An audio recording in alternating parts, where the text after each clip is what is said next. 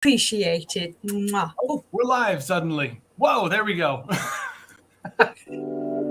With all due respect, I don't have pity for you black niggas. That's the way I feel. Screaming Black Lives Matter, all the black guys rather be deadbeats than pay your bills.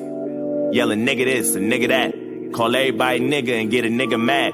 As soon as I say nigga, then everyone react and wanna swing at me and call me racist cause I ain't black. Well, pound that then. Talking about slavery like you was around back then. Like you was picking cotton off the fucking ground back then. Like you was on the plantation getting down back then. Alright, look. I see a black man aiming his gun, but I'd rather see a black man claiming his son. And I don't mean just for one day and you done. I mean, you still trapped in a rut. And I work my ass off and pay my taxes for what? So you can keep living on free government assistance, food stamps for your children, but you still trying to sell them for some weed and some liquor or a fucking babysitter while you party on the road cause you ain't got no fucking goals? You already late. You motherfuckers need to get your damn priorities straight. Wait. It's like you proud to be fake, but you lazy as fuck. And you rather sell drugs and get a job and be straight, and then you turn around and complain about the... Wow. That was really quite intense. Yeah. I know that was Indy who put that on for his book, What If White People Were Slaves? That was wow.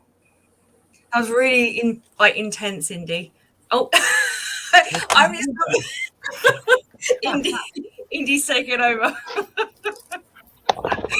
Hello, welcome everyone to the Book Extra. I hope you're doing all right. I hope you had a good week. I'm your host, Jules. We've also got my lovely co-host, Adam, and my other lovely co-host, Reese. Yeah, that was a very powerful way to start off the show. Indy, did you want to, I know you're not on camera, but did you want to say anything about your book? Did you want to share any information about it? Yeah, good afternoon, everyone. How y'all doing? How you doing? Welcome to the Book Slam on the Book Slam Extra on Sunday. I am the host of the Book Slam Clubhouse. I actually host it on Tuesday nights from 8 to 10. Jules and Reese and Adam host today. But yeah, this is a trailer that I'm about to launch. The first time it's actually been seen outside of us. I'm about to launch, and I just wanted to get some feedback. I loved watching everybody's facial expressions because even though you can't see each other, I can see you. So I just want to get some feedback. It doesn't matter who we start with. It just real quick, and then we can get straight into the book slam. Is that okay, Jules? Absolutely fine with me. Yeah, no, go ahead. Let's start with Christian. Welcome to the Book Slam. Thank you. Thank you for having me. Thank you. What did you think about the trailer? Again, very powerful, very eye-catching. You can't look away. There's so much imagery that is very strong and very focused to the point, and I love that. Thank you. And I'm going to try to pronounce this. I'm probably going to rip it apart, but Khalifazi? Khalifaziz, yes. Thank you. No problem. Yeah, so I thought it was good. Yeah, it was very jarring, very surprising, but I think what it really does is it sort of captures, and y'all might laugh, but it sort of captures sort of the same appeal that Uncle Ruckus on the Boondocks has. Because like a lot of people look at Uncle Ruckus and think, oh, like Aaron Magruder's making fun of Black people who hate themselves. Well, yes, if you pay attention to what Uncle Ruckus actually says, he says the things, he brings that self-criticism of the Black community that Aaron Magruder knows he can't get away with putting in any other character's mouth. And I think sometimes that's something that Black creators kind of forget about, like sometimes we do have to self-criticize, even if it's jarring, even if it's surprising, because that's what makes people listen and really think about, how we're out here, how we're living. True. So yeah, I loved it. I liked it for that. Cool. I'm going to, it's funny you say that because I have a, it's real interesting that you say that because you'd be surprised. I'm about to see if I can upload it real quick, but I am going to show you something that might be kind of revealing. Zoe, what did you think about the trailer? Welcome to the Book Slam. Welcome to the Book Slam. Thank you for having me. 30 seconds. I'm sorry, Jules, Adam, Reese. What you think about it? No, take I mean, now. it was unexpected. It's very hard hitting. The music invokes a lot of thought and a lot of like parallels to stuff that's happening in the UK, which I found quite interesting. Okay, cool. And then Mark. Yes, sir. Mark, what'd you think about the trailer? I think everybody already mentioned it. It was very jarring. One thing that I remembered when it was playing, I thought back to a music video that I think a couple years ago. I don't know if it was T.I. or it was a hip hop artist. He actually made a video and replacing all the murdered black kids with white kids. Wow. So like, yeah. So basically, like Trayvon Martin, basically, instead of Trayvon Martin, there was a white boy that was walking home with Skittles and a drink, and then a black cop shot him. And then the same thing about the 12-year-old boy who got shot in Ohio. His name escapes me right now. But I almost called it. The one with the toy gun. Tamir Rice. Yeah, I know. Yeah, Tamir Rice. Yes. Tamir So Rice. they replaced him with a white boy, and then a black cop shot him. And then so that trailer reminded me of that music video where the roles were reversed, and it made me think, man, what if the roles were reversed? What if it was us on the other side of that trigger? Exactly. And then how would the public opinion be? Like, what would be the overall reaction? So that's what it made me think about. Cool. Now, before I ask the three hosts, the four hosts actually, because Melanie has just joined us, I'm gonna reveal something else to you all. I'm only going to take a second because how do you pronounce your name, Khalif Aziz? Khalif Aziz. Khalif Aziz. Yeah. Aziz. Okay, Khalif Aziz. Thank you. Based on what you just said, let me show you this. I'm only gonna play like 20 seconds of it. With all due respect, I don't have pity for you black niggas. That's the way I feel. Screaming Black Lives Matter, all the black guys rather be deadbeats than pay your bills. Yelling nigga this and nigga that. Call everybody nigga and get a nigga mad. As soon as I say nigga, then everyone react and wanna swing at me and call me racist cause I ain't black. Well, pound that then. Talking about slavery like you was around back then. Like you was picking cotton off the fucking ground back then. Like you was on the plantation getting down back then. Alright. Yeah, the person that was the person was actually supposed to be white. Okay. I see that now. Well, yeah, which I think is so good because it really shows the power of framing, place it in one context, it has one meaning, another context that adds to the meaning. By placing it in the context that you did, it really does really trigger a very self-reflective, at least in my opinion, it triggered a very self-reflective thing, it made me just stop and think. Yeah. Cool. And I'll group you all together, Jules, Adam, Reese, and Melanie. I know that you all have to get on with your show. What were you all's thoughts? I was uncomfortable. Okay. No, that's honest. Yeah, I felt really uncomfortable. Probably more uncomfortable watching that than I did the other one, but then I just think that the language that's used is very emotive, very, very strong, and yeah, it hurt. I think that was a hard message. I don't know who that guy is, and I don't know what his belief system is or anything else, or his political bias. I know he's obviously rapping. I know he's got the MAGA hat on and stuff, but yeah, it's uncomfortable is probably the best word to describe. Well, what's interesting is that the white guy that you saw is not the person that's rapping. The person that's rapping is actually the black guy that they showed, because they flip it around where they're actually having a conversation. So the second half of that is the black guy actually talking back at him. So, but he actually wrote the entire thing. So that's his voice. It's just interesting. Adam, Reese, Melanie, what'd you think? Melanie, I don't know if I said it to you earlier. Go ahead. Adam and Reese, what'd you think? Hey, Melanie. Well, we've had the pleasure on the Book Slam to have you have several chapters of What If White People Were Slaves read to us, and it is incredible. I'm a horror author, and the horrors that really happen to people that you represent for us in a different light is totally wild and uncomfortable is a great way to put it, Jules. Shocking, but powerful and poignant and necessary in this world where everybody's being shitty to everybody else right now. So yeah, strong. Good deal. Reese, Melanie? I think the sad part is that people have been crappy to one another forever. But I do like the fact that it's been. I like the parallel between what we've heard from the book, and I know some of you guys may not have had a chance to tap into that. I would definitely suggest go back and check out some of the book slams from Clubhouse, and you can hear some of those. And of course, grab the book, of course. But there's just the parallels are so cool because being able to see that, even though I heard it in the rap initially, I kind of figured out what it was going to be before you showed that second clip. Yeah, and I'm yeah. Oh, okay. So I was kind of taken in by it at that particular point, but man, I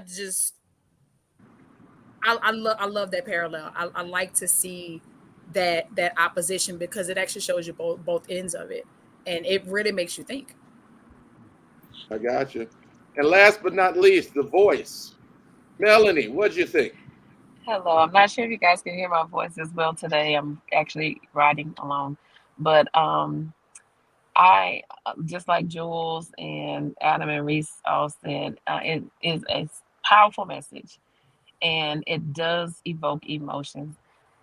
I can understand Jules' sentiment about being uncomfortable. It is going to make some people uncomfortable because the nature of the book is going to make people uncomfortable. I think it is great. It is a great tool to get people talking about it, to start the discussion, but you will have those people who do feel uncomfortable to the point where it may, prevent them from being able to hear it. But like Reese said, if excerpts from the book were embedded in that, like make it like an undertone, I think it'll be more impactful because it does go along well with what the book says. Mm-hmm. Yeah. Cool. Well, look, I'm gonna go ahead and fade to black. Pardon that, I guess reference. But anyway, I want to thank everybody. Thank you all for your feedback. This has been a tremendous experience for me. But yeah, I'll actually be touring. I'll start touring in about a month. So I'm really excited. Congratulations on everything that you all are doing. Jules, Adam, Reese, Melanie, I'm handing it back over to you. And I'm out of here. Thanks again, everybody. Bye, Charlie. I was waiting for someone to say that. Missed that opportunity. Dagnabbit. You got to take those opportunities when you have them. I know, right? Oh my goodness. That was well placed. I'm glad Indy was able to welcome our guests today. That was great. Hi, friends. Welcome. Thanks so much for joining us on the Book Slam. This is exciting. This is not how we normally start our show, but that was amazing. And to have given him some feedback, I think that's going to help him to change the video a little bit, update it, make it more what people are looking for. I think that's awesome. So thank you for giving him a little feedback. That was great. Yeah, it's nice because he's like the producer of this, and he does the show on Tuesdays as well. So I think for him to be able to jump in and get sort of, I say live feedback, but on the hop, I suppose. So yeah, it's a very good book. I would recommend reading it. Okay, so let's crack on with the show. Why don't you introduce yourself, Jules? Hello, I am Jules. I'm the host. I also run a small Discord for writers. I also I'm obviously on here. I also I do some publishing, and I'm also an author of dark fantasy, and sort of mixes in with some science fantasy, sword and sorcery, Dungeons and Dragons, that kind of thing. And yeah, I've written 4 books. I've got 3 more on the way. And that's me. Say hello, welcome. What about you, Melanie? Would you like to introduce yourself? Is she still here? I can't see her. Yeah. Yes. Hello, everyone. Calling me Vanessa Voice, and it's writer, poet, and photographer. Actually, I'm headed to a photography event right now, and I love the book slam. I'm excited about the guest that we have on today. It's like I am a newly fictional writer. I have been writing like autobiographies and things that pertain to my life, but now I'm delving into the fictional world. So I get a lot of ideas and a lot of technical information from listening to you guys. So I'm just excited about today's show. You may not see me on because I'll be listening in my ears because I have to go do this event, but just know that I am excited and I want to hear all your ideas and get my ball rolling on this fantasy world. Yay. Very exciting. And Reese, would you like to introduce yourself? Thank you so much, Melanie. Sure. Well, hello, everybody. My name is Reese, aka Reese the Storyteller. I am an author, a poet, and ready to get this second book dropped for the Scrap series. So, man, my favorite thing about this platform is that we do get a chance to see a lot of different we get a chance to see a lot of different people come up and present their projects. And man, y'all, I've been telling people for the last couple of months, and Mark can attest to this because he and I met in January, that my TBR list is ridiculous right now because of everybody that I run across and everybody that I've got a chance to listen to through Book Slam on Tuesday nights, as well as the folks that have come and graced our stage live. And I mean, I'm just happy to be here, and I'm glad everybody was able to make it today. We're glad to have you here as well, Reese. Thank you so much. What about you, Adam? Top over to you. I write horror. Like I said, I've got 2 books out, The Mantis Variant and Mantis Equilibrium. They're both gruesome, terrible horror books, and I love them. They're so fun to write. I also help host this, and we really just enjoy celebrating creativity and writing and especially underrepresented voices. So we love everybody that's here, and so that's who we are. Yay! Yay. Wonderful. And we have got some wonderful guests here as well. So I know we've kind of like very briefly introduced them through Indy talking about his book. Would you like to introduce them? Because I know Reese and Adam, you were both the people who talked to these people, didn't you, the most? So I'll be delighted to hear more about our wonderful guests that we have on today. Sure, yeah. Christian, do you want to go on first and just tell us a little bit about yourself and your writing style and where we can get your books if they're available already? Sure, yeah. Hello, everyone. My name is Christian. I go by CMS Queer Lit on Twitter, where I'm the most active as far as book stuff goes.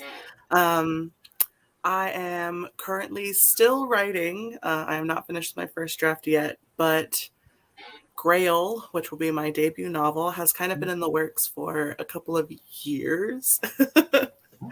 I had some friends that are also authors, and they kind of pushed me to finally share this story that I've had kind of cooking under my belt for a while with the world. So this will be, like I said, my debut novel, Grail.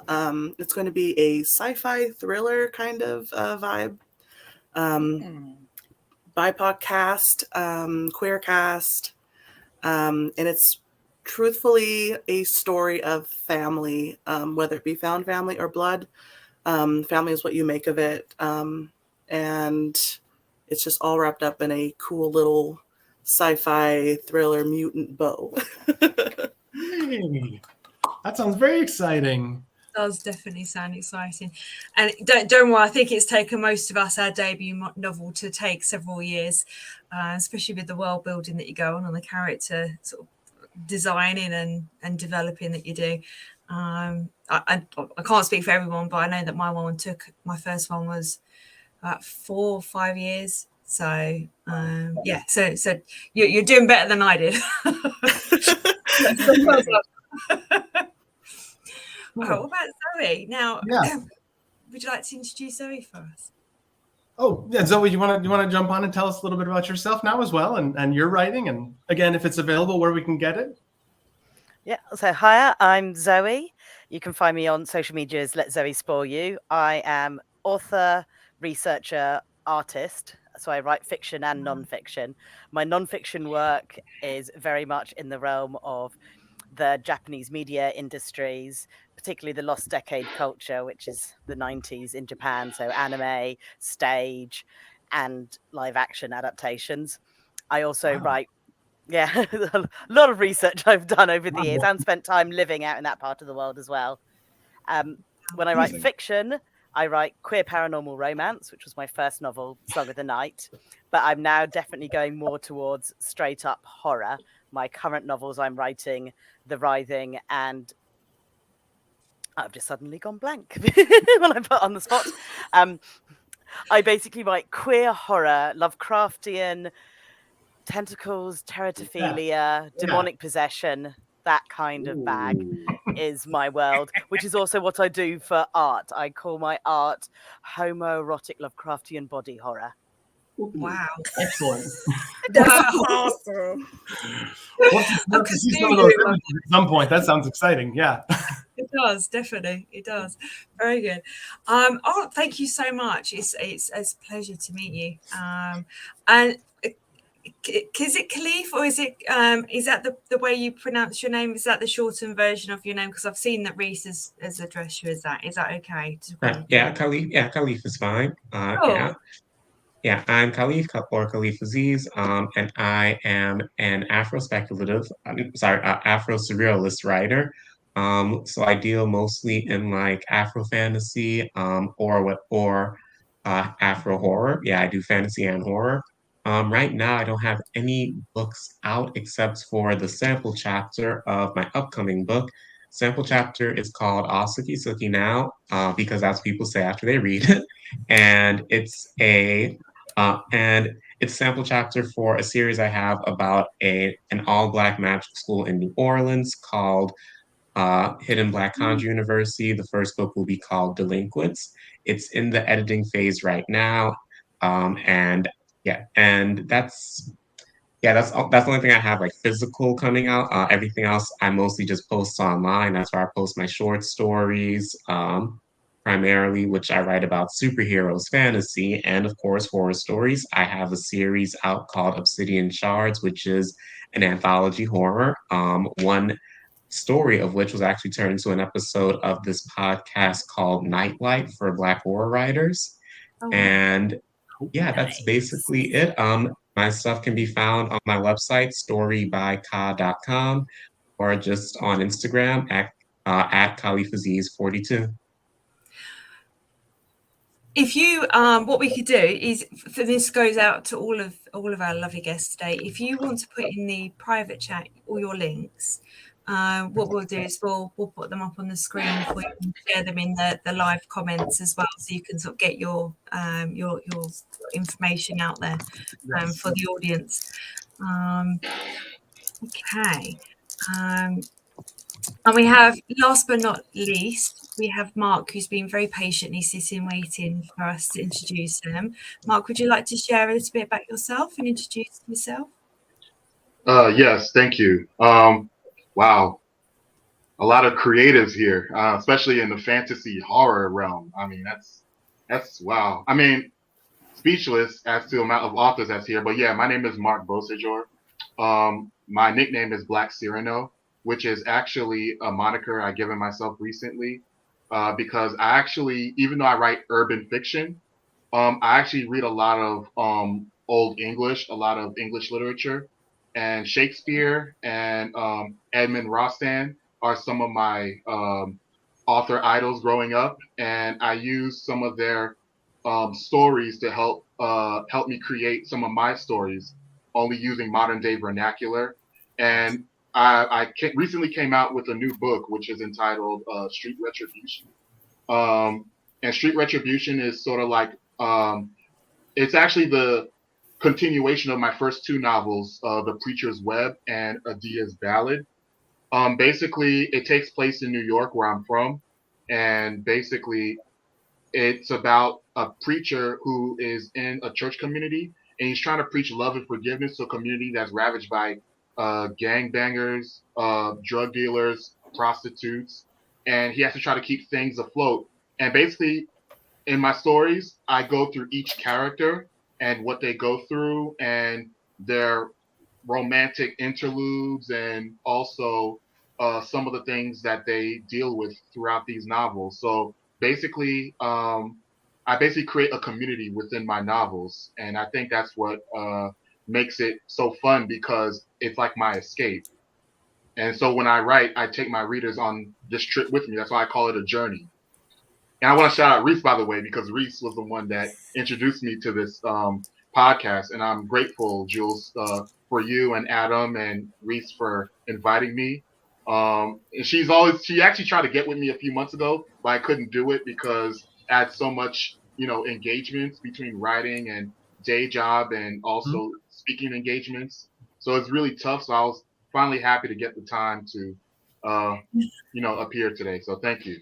We're so glad you're here. Yay. Well, absolutely. I just want to say a massive thank you to you and to all of our guests today. I really appreciate you coming on. And, if you enjoy yourselves and you'd like to come back and see us again, you're very welcome to. And I just want to correct something that you said, Mark, if that's okay.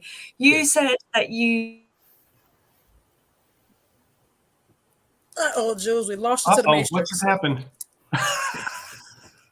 Hey, okay, I think you're coming back now. Oh, we lost you for a second, Jules.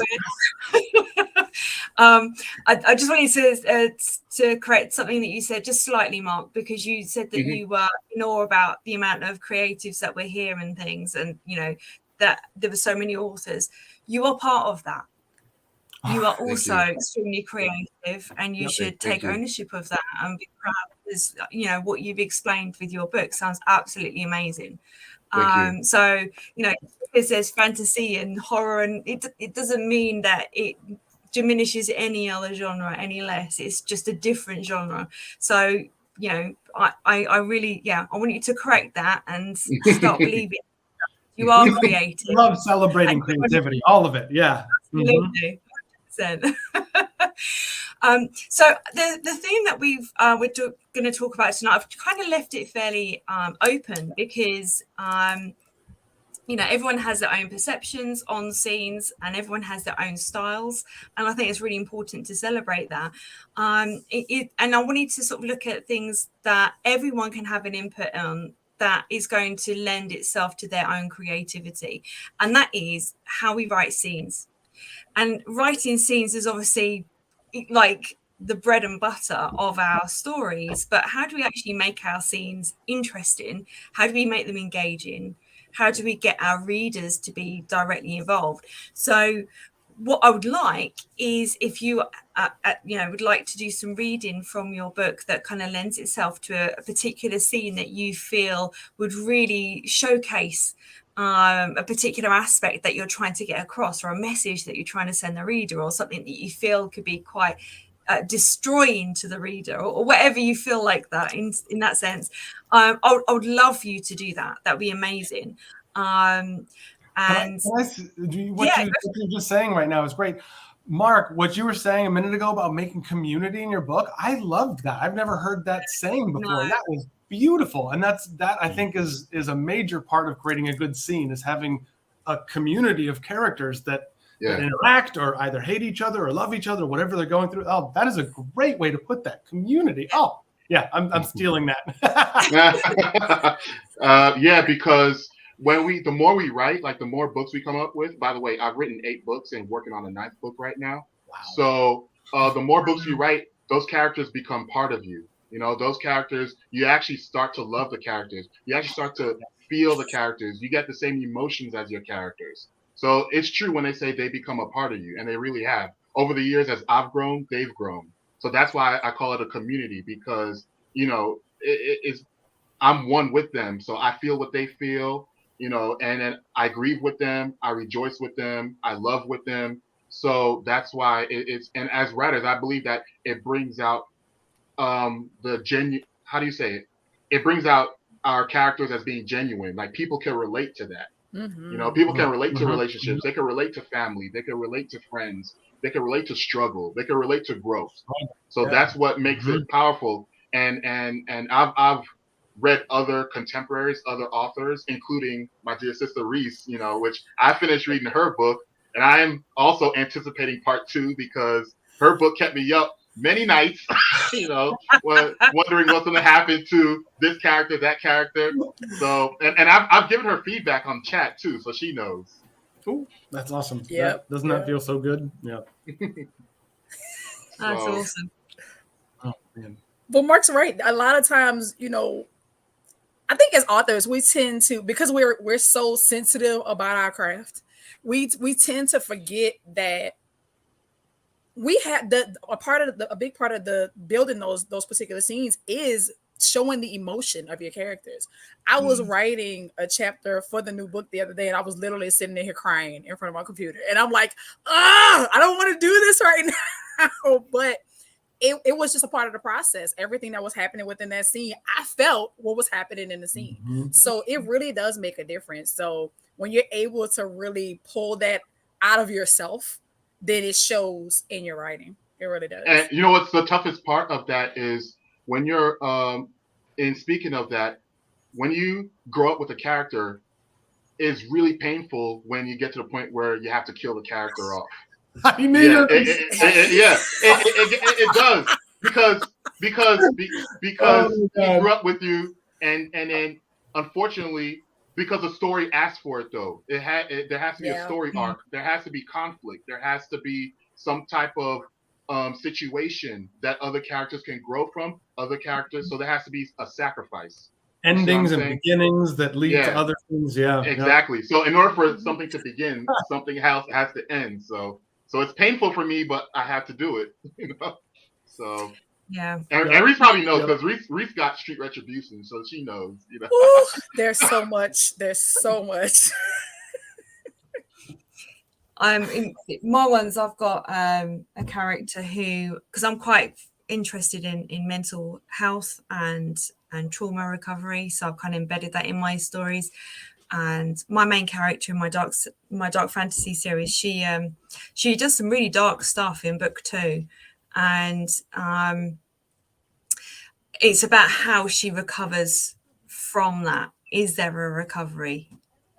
Is there a point where there are too many dark things going on in a person's life that they or dark acts that they commit that they can't then recover from?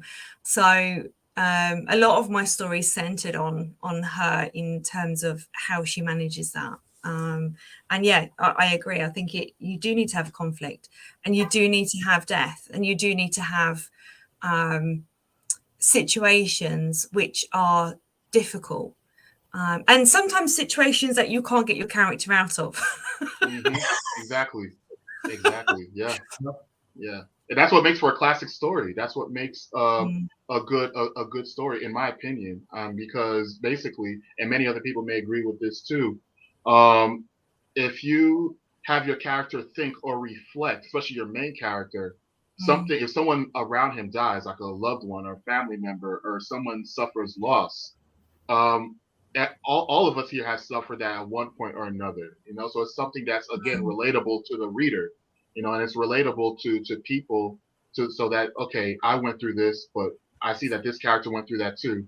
Sort of like an example in my book, Street Retribution, you have a lawyer who, he had a past life as a gang member, and he's running for his life, because basically the person that he helped lock up, so the laws of the streets, of the hood, you can't snitch, because if they happen to get out, you'll be the first one they're coming after.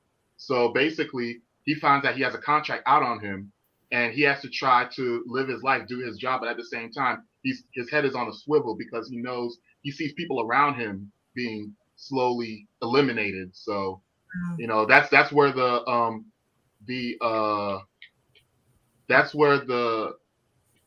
what's the word I'm looking for? The suspense of the book comes into play. So that's a really good explanation. Yeah. I just want to say to all of our guests that this is an open discussion. Please don't feel you have to sit and wait for us to sort of name you, and like you can join in and add your comments and your thoughts. So please don't feel like you have to sort of wait your turn. It's absolutely fine. If you want to say something, you go ahead. We're very relaxed here.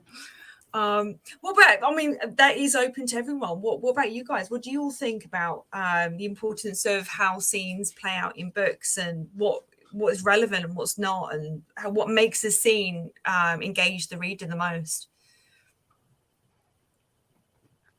This is hard to answer because I've got a very different writing process to many people. I'm neurodivergent, so my brain works in wonderful ways. So whenever I'm the creating process, when I create something, I do the art for it first. So the characters nice. like a weirdo appear in a vision. So that's great. So I've got props. So binary demons. Oh, there's my camera.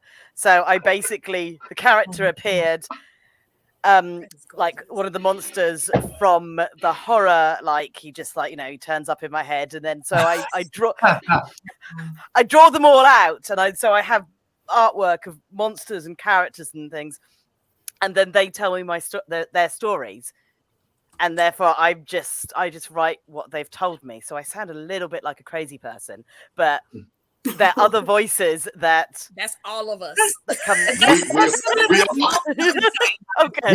We all have voices in our heads. So I guess in one way or another, we're all insane in one way or another. That's what we are. I wanted to say about that. Oh, sorry. Continue. No. Go ahead. I want to say about that. Like the voice about the characters telling you. So it took me 4 years to write Delinquents, and that's because I had a story planned out. And as I was writing, the characters would not do what I wanted them to. The characters refused to cooperate. And so I had to cobble together something based on what they wanted to do, not what I wanted. And now that, the first drafts are done, when I share them with my friends, family, they're like, man, I really love this narrator's voice here, because the narrator is sort of a separate character. And they're like, but you couldn't keep, I know it's like you didn't keep the narrator's voice going all the time. Why didn't you? And I'm like, look, the narrator comes out when he feels like it. I can't control him. He comes out when he wants to. He only comes out when the narrator comes out when he thinks that the story is really interesting and really wants to capture people's attention. That's when he comes out with his flowery, poetic language. Everything else is just me getting people to that point. So yeah, I definitely get that. The story, the characters, all of it has a mind of its own, and we're just like the conduit that it flows through. Exactly. We're the folks holding on to the leashes of all the puppies running around. Yeah. That's good enough. I have heard other authors who said that so they've kind of said the opposite, where they've said authors who believe that their characters lead the story don't get the fact that actually the characters are them. And I get that, but I think it's just a different way of thinking, isn't it? Much like everything else. And I think you get some authors who sit in that camp, and some authors who sit in the camp that we're talking about, where our characters very much rule our lives. Just like you have pantsers and architects who are complete polar opposites. So I don't think there is a wrong way of viewing our characters and how we experience our characters. And I think the way that we write and how we write is working for the way that we do it. So I love what you just said, Zoe, about the fact you see your characters in your head and then you draw them, and then from that comes your story. And I love, your example, Khalif, as well as what you said in sort of the difference between the narration and the actual characters themselves.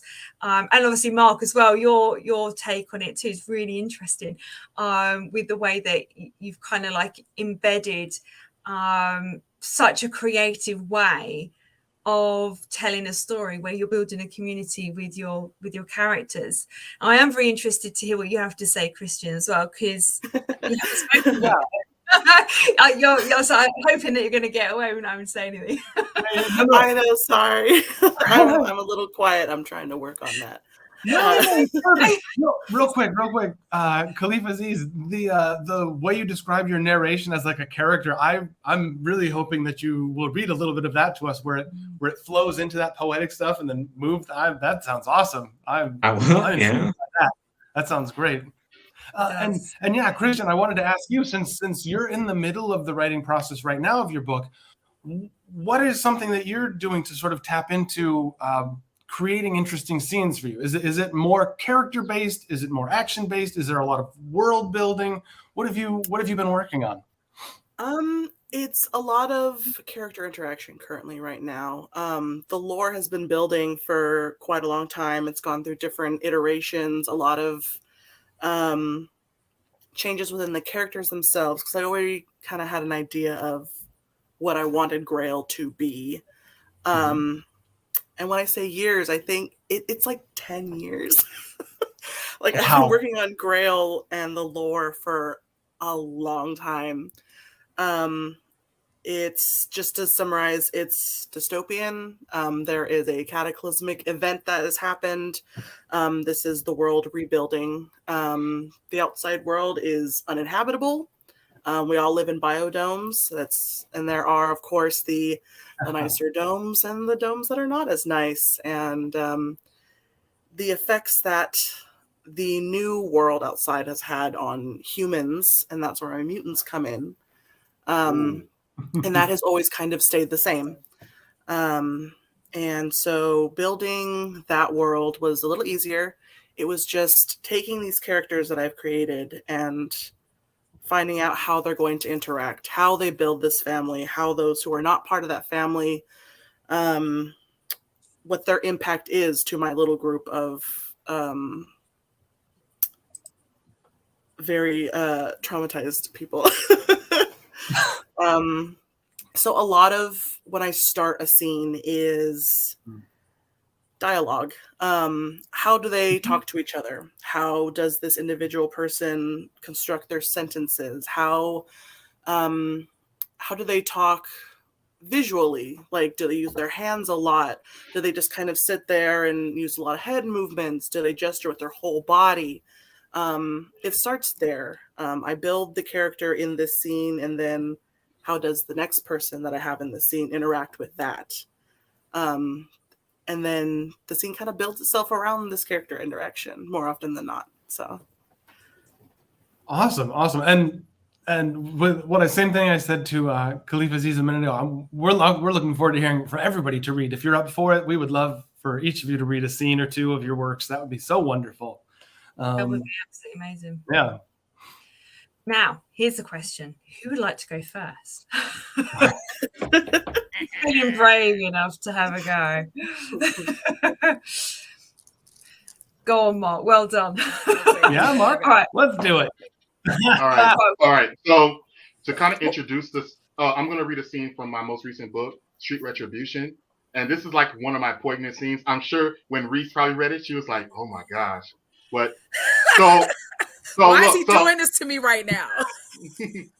Well, because you read the book. I have to put you on the spot. But so basically, this scene follows Edward Reed, who he just finished working, and he spends a night at the bar. Of course, he meets a female, and this is part of his norm. Meets a female, and the female gets attached to him. He's smooth, he's suave. I sort of got the Eddie Murphy Boomerang type when I'm describing Edward Reed, because he has the suit and stuff. So he attracted this lady. One thing leads to another. They get some drinks. They go back to his home. They do the do. They don't waste no time. And then, so I'm gonna read this scene. This is after they wake up. So, actually, I'm gonna read it in the middle of the action, because I think I don't know how. It doesn't get too descriptive. My love scenes, I kind of like to put a little intrigue in it. So, but it goes as follows.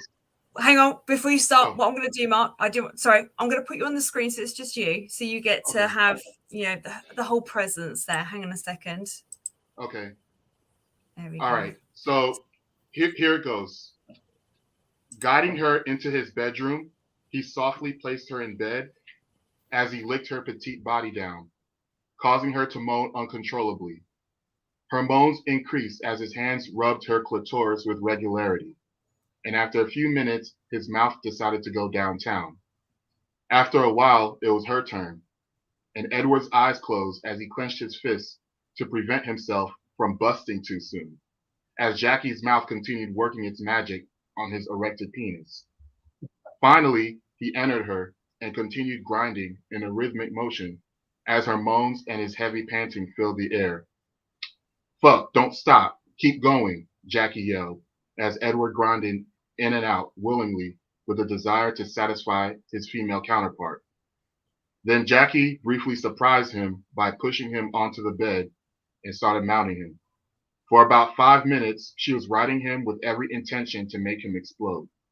But it was Jackie who ended up exploding unexpectedly, and Edward felt her climax repeatedly. Finally, Edward could no longer hold on to his seat. He groaned loudly as he finished inside her. Sweating and breathing heavily, Jackie lay down on top of him. 2 more hours passed, and Jackie slept blissfully in Edward's arms. But Edward barely slept, and after a while he shifted Jackie over to the other side of the bed. Walking to the bathroom, he looked at himself in the mirror. Jackie was exactly what the doctor ordered after a stressful day at work, but Edward still felt uneasy. He hoped that he had not caused a feeling of infatuation to rise within Jackie because he did not wear a condom during sex, and he feared that she might one day be pregnant. He could not afford to be a father. The last thing he wanted to do was grow roots in the city, not while he was working and trying to keep a low profile. Looking at his right forearm, he saw the tattoo of the past that he worked so hard to bury. Bearing blood drops, dollar bills, and a gun emblem of MOB, Edward once again saw Antonio Franks. That's it.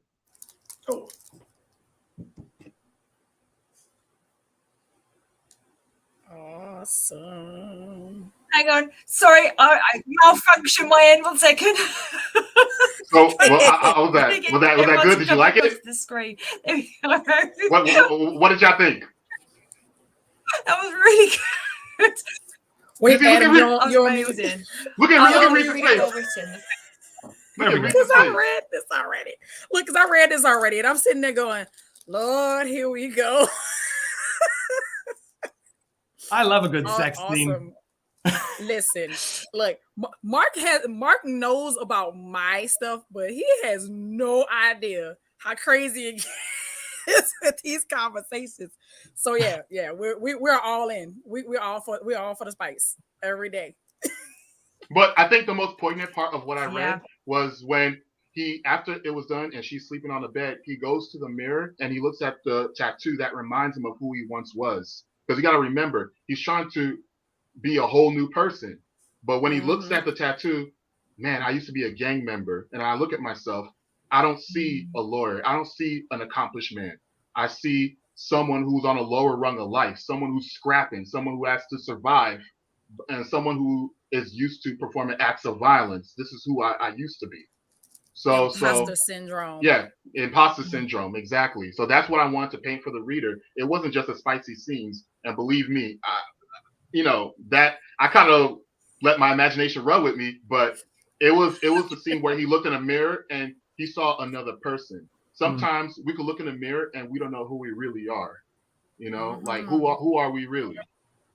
So that's why I wanted to read that scene, because I think that was like what set off what the chain of events throughout the book. So I love mirrors. I love mirrors in books because you know that there's something reflective coming.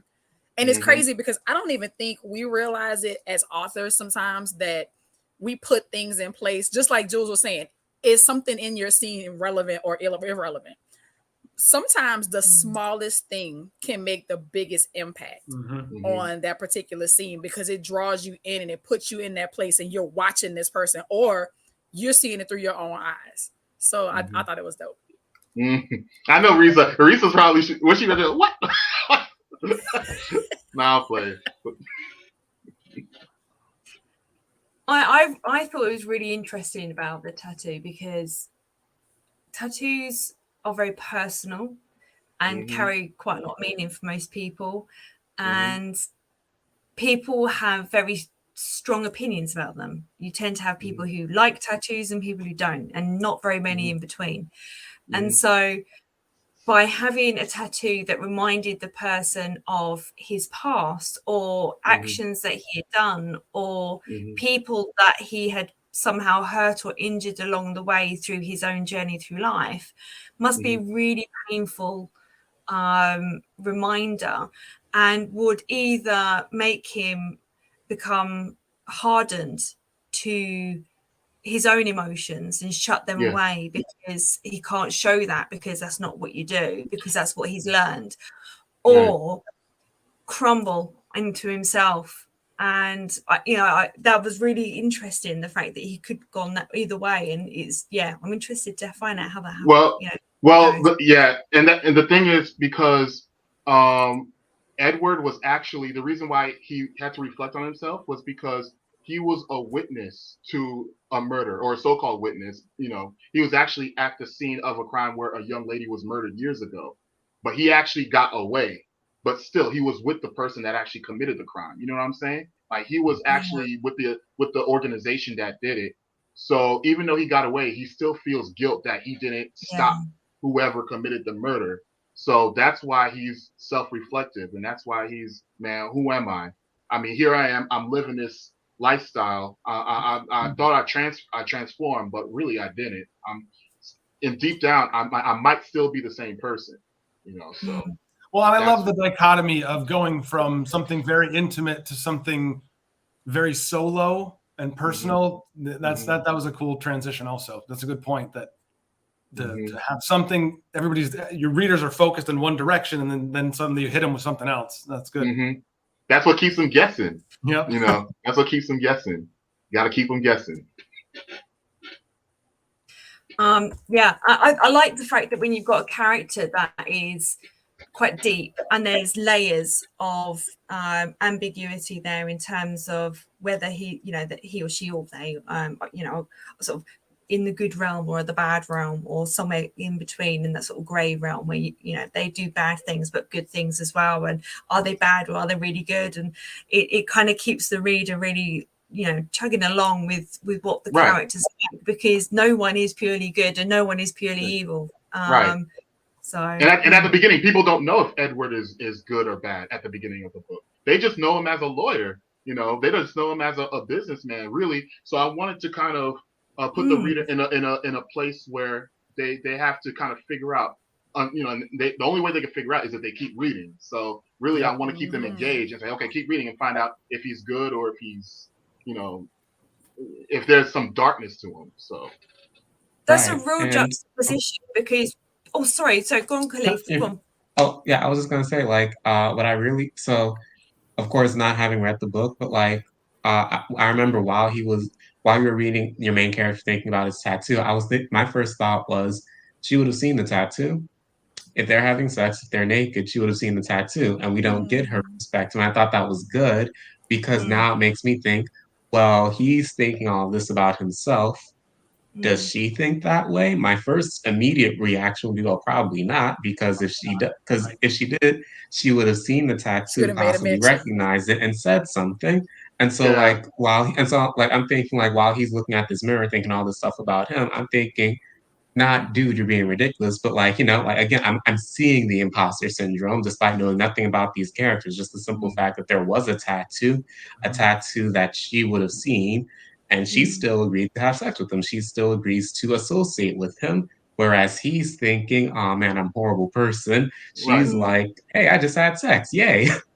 Well, the thing, and that's a good point. But the thing is, it's about the significance of the tattoo. So to her, it was like, okay, it's just a tattoo. And people thought, I have sex with men with tattoos every day. So it wasn't a big thing to her. But to him, he knows what the significance of the tattoo is. Oh, so she doesn't know it's a gang tattoo? Okay. Doesn't know the significance. So to her, it was probably just another, just a random tattoo. But the tattoo that had a significance because it's supposed to mark the gang that he was part of, you know? Mm-hmm. So when people who are not part of that association or that gang syndicate, when they look at that tattoo, it's not any different from other people who had tattoos and things like that. They don't, you know, but to him, he knows the significance. So that's why she don't ask any questions about it, you know? So, but he questions himself. So that's the thing. So that's why I want, you know, and that's true. She could have asked, but sometimes when you into it, you know, it's the bliss is so much. Second thought.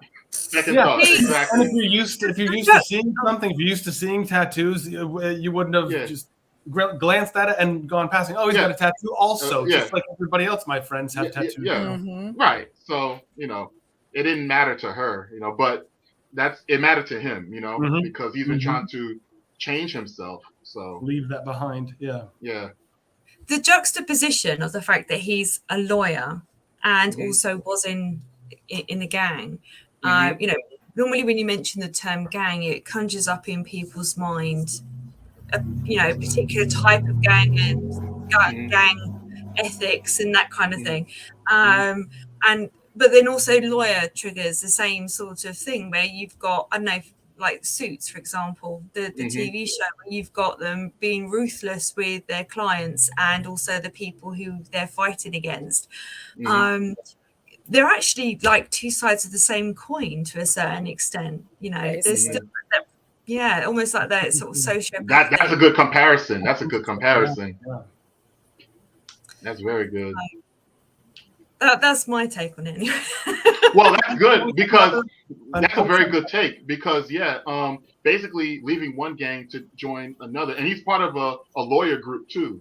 Like he's part of that group, and basically the reason why he did it is because he wants to be the person to throw people behind bars, and he was inspired by someone who actually helped him out, who was a lawyer back when he was a kid, when he was involved in a gang. So he was inspired by the person who helped him, and that's what encouraged him to become a lawyer himself. You know, he went to college, studied in law school, did all of that. And if you read the book, I do a lot of flashback writing too. So I flashed right back to his younger years where he didn't care about school really. He was just about hanging out with his crew, hanging out with the hood, you know, all those dudes. So he really didn't care about school back then. But, you know, he evolved as he grew, you know. But sometimes the people in your community, they don't like evolution and they don't react well to change. And then when they see you change, they'll do anything to eliminate that change. They'll do anything to keep you uninspired, to keep you down at their level. You see what I'm saying? So that's what Edward goes through. So he's dealing with maybe a crisis of sorts. You know, like he's not being loyal to the hood, but what am I being loyal to if I'm trying to escape that lifestyle? All right, I just want to live my life and do me. But that's where the book kind of goes. That's where the reader goes into my journey, my little wormhole, as I like to call it. So, and Reese has probably been down in it, so she knows.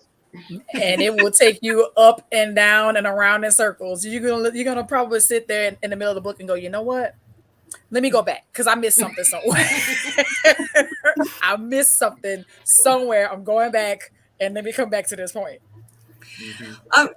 Thank you, Mark. Would you like to just remind everyone, like the name of your book? I have posted into the comments where they can get it from, but just remind everyone as well. And Bob, just put you on the screen again so people can actually see. Hang on 1 second.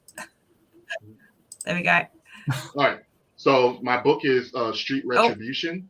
You see it? Yep, we got it. Yeah, okay. Perfect. So the title is Street Retribution.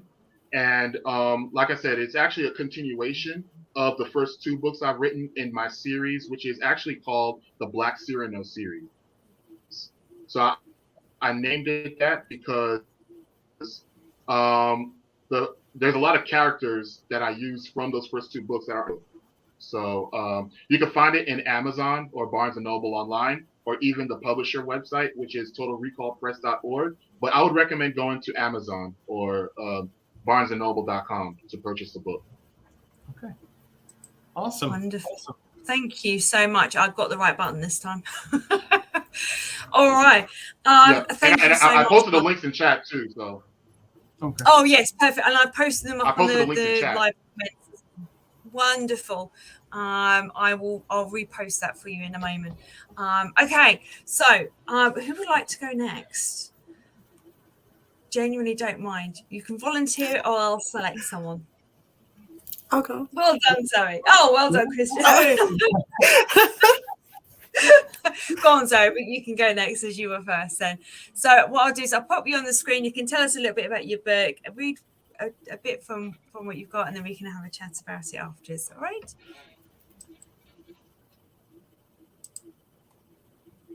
Off you go. Oh, Zoe, make sure you unmute yourself.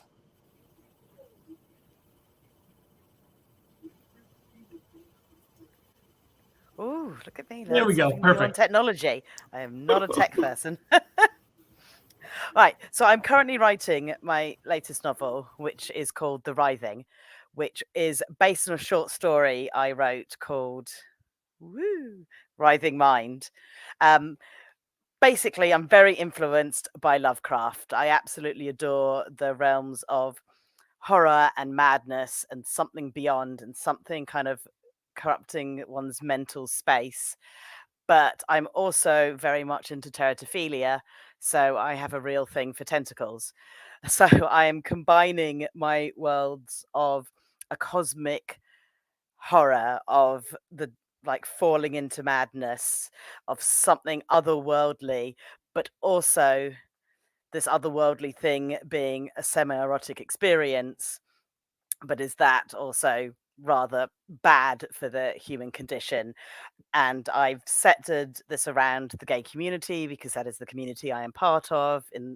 So all my characters are queer. I've only got a very small bit to read because I'm not very confident reading out loud. The dyslexic in me is, but hopefully this little thing will kind of set a bit of the scene. Once home, and by the time the pizza had been cooked, he was more preoccupied with the round cardboard base that it came with than the food itself. He ate a piece of the pizza begrudgingly and left the rest in the fridge for tomorrow, losing its circular form and putting him off eating the rest of it. Dinner became a packet of crisps that was comprised of round discs. Tomorrow he would have to go to work. Through the headache and the near consistent sound of his heartbeat, and made that prospect less enticing. He was almost out of drawing paper, which was necessary. Putting down his circles, admitting defeat for now, he walked to his bed. Despite having done the laundry, he had not remade the bed, and for a moment he admired the even spread of perfectly round circles that were on the mattress, before falling on top of it and again being pulled into sleep. The tendrils were closer than before. He felt them slither up his ankles, smooth and slightly warm. He noticed that some were not smooth all the way round, as he had thought, but had a puckered ridge that ran the whole length. He could not get a complete sense of them, as they only reached his calf, but he was almost certain that their caress also included a light sucking sensation around his flesh. Soon that distant beat began to rise as the cosmic dance echoed just out of view. But he was determined to capture the sight of those perfect circles in his mind, their otherworldly colours and perfect symmetry, how they made patterns of such measured perfection. He felt it needed to be a mathematician to capture the scope of the geometric perfection.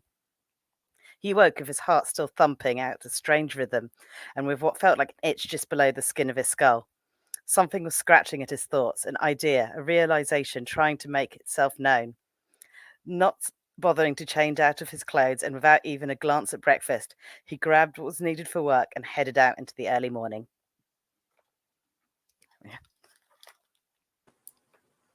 Yay! That was awesome. I love how we suddenly dove into tentacles and monsters as soon as he fell asleep. That was great. I didn't see that coming, and it was wonderful. Well, because Lovecraft has inspired a significant amount of art and other creative sort of aspects like statues and sculptures and stories. What drew you to Lovecraft? Oh, there's so much I love about it.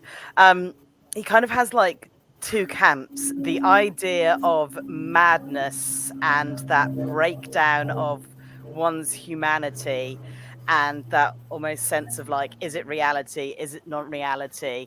Are the pressures of society kind of destroying you?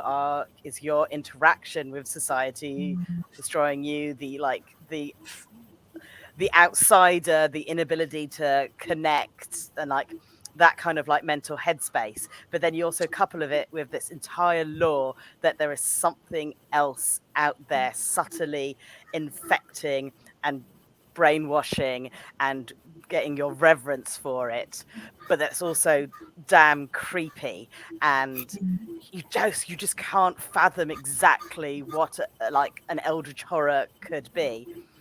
And also in some ways, like for me personally, because of my kinks, the whole like otherworldly monstrous form is quite attractive. So there's like a darkness in the sexuality and the sensuality of otherworldly monstrous beings, and you combine it all together and you get this wonderful like horror versus like unnatural like interests, and like yeah, I get very absorbed by all the like various worlds and creations that Lovecraft has inspired. Yeah, I am. Cthulhu certainly was a big inspiration to quite a lot of dark fantasy authors and horror fantasy, just because of that sort of like underpinning dread, but that uneasy feeling of whether there's reality happening or not, and being stuck in this netherworld and unable to escape. And there's been quite a lot of like urban legends that have sort of sprung up from Lovecraft sort of themes as well, which is quite interesting. What I've so many questions, but I don't want to hog like, this is obviously your book, but it's really interesting that you've the process that you go through, where you have the image of the character in your mind first and then you write it. So how do you kind of marry that up with the scene that you're doing? It all kind of works so naturally in my brain pattern. So like my actual short story was like illustrated. So like the scene I just read, I've got to remember where my camera is. It's like, so I basically draw out some of like little scenes pop into my head, like. And the very much the theme of this one is this invasion of circles. He gets like, he's obsessed with the base of the pizza because it's circular. But by the time he starts eating the pizza, he's like, this is not a perfect circle anymore. I can't be obsessed with it. I don't want it. And so I was drawing circles, and I've got, so like, it's almost like the madness came through me. And once I'd got a couple of like these visions down, then the character, who's an unnamed character in the short story, tells me how they like came to it, how it affected them. It's all very visual. I almost see it like film, like mise en scène. So it's almost like part script writing. Like first drafts are always just like, here's the storyboard almost. Then like, okay, right, let's add like exactly what's happening, and then kind of like flesh out a little bit more of like the world building around it. I really love organized method. That's pretty. Sorry, I was just going to say. It seems like you've got a really organized method. That's wild. I was going to say as well that I think that sort of the mainstream authors that I've sort of heard and seen and read about, they very much have a very opposite perspective on how to write, and there should be a particular way you do it, and organizing it in a particular way, and everything else.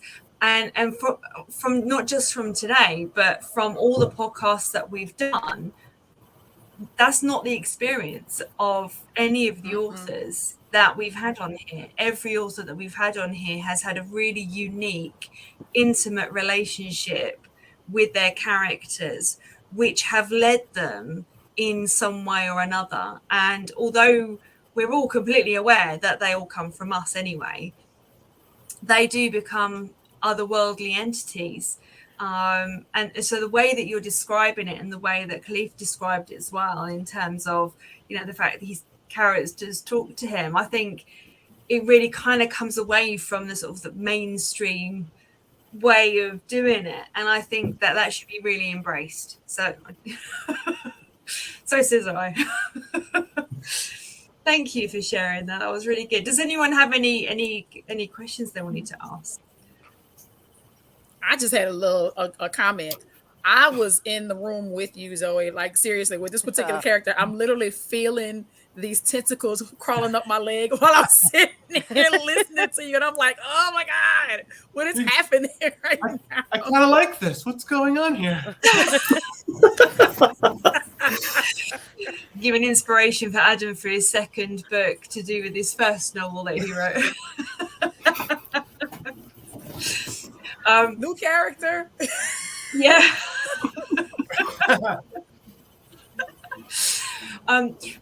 Did you want to? I'm just going to put you on the big screen again, just for the last time, Zoe. So you can just share the information about your book again. I have put it on the chat as well, and I also put it up on the screen. But if you want to just share with us again where we can get it from, the title of your book.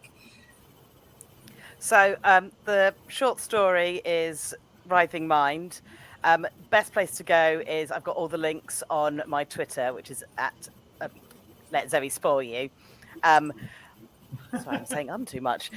There's artwork that goes along with it, as you can see, which you will find on my New Monday account. But if you go via my Twitter, I have all the links to all my projects, all under my pinned tweet. And then you can find all the various things that I do. Wonderful. Perfect. Thank you so much.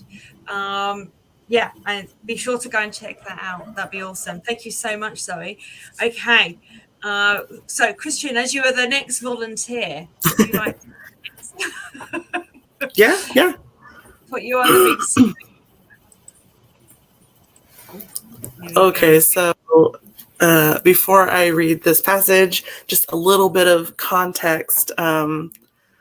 I am a reconnecting Indigenous person. I am Mexican. I am also Raramuri, which is an Indigenous group in Mexico, as well as Maricopa from the United States Southwest. And for some background on that, I have had a very disconnected relationship with my Indigenous self growing up. We knew what we were, but we weren't raised within the culture. And with the new movement to be more welcoming and more inclusive to reconnecting Natives, I have a lot of different references to that in my writing, as well as some very personal feelings that my main character, Eve, experiences that are things that I have experienced.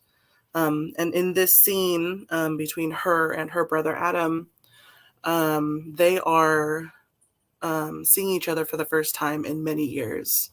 They grew up together within their laboratory that they were taken from their families and placed into. And this is them reconnecting for the first time in many years. So it's pretty emotional. Here we go. Eve listened, waiting for their footsteps to retreat before looking around the room. It was exactly as she remembered it. A bed with a small shelf beside it, a small table with chairs, all still in the same place, as though time had stood still since she last left. Something new she'd noticed was the collection of artwork. Dozens of pictures drawn by small hands covered the wall facing the bed. They won't end up in any galleries, but I like them anyway. A whisper of a voice drew Eve's attention. The room's occupant was awake and sitting up in the bed watching her. Eve couldn't help staring back. A brown-skinned child with large eyes flashed through her mind. This young man's dark green hair was longer than she remembered, but his face had lost its baby fat. But she knew Adam instantly. I knew it was you. The doctor called for us to be put into lockdown procedure, and I knew it had to be because you'd come back. Eve began to walk over to where he sat as Adam spoke, his breathing starting to catch. And when you entered the building, I could feel it. He broke off with a choked gasp as Eve's arms wrapped around him, drawing him to her. They were both crying now, holding tight to each other. Their respective cirrus, which are cool little appendages that they have that are controlled by themselves, little input on that, began to twine around each other. Adam's cirrus resembled silken rope and was the same pine needle green as his hair and eyes. My little brother, Eve laughed weakly as she ran a hand through the young man's hair, pulling back to look at Adam properly. Well, maybe not so little now. His green eyes looked large for his face, but Adam had grown into the rest of his features and lost the gangly build of his younger years. He wore his hair in a loose ponytail that reached mid-back, and some of the strands had fallen around his face. He hadn't grown much taller. Eve still had almost half a head on him, but he gained a bit more muscle in his arms and legs.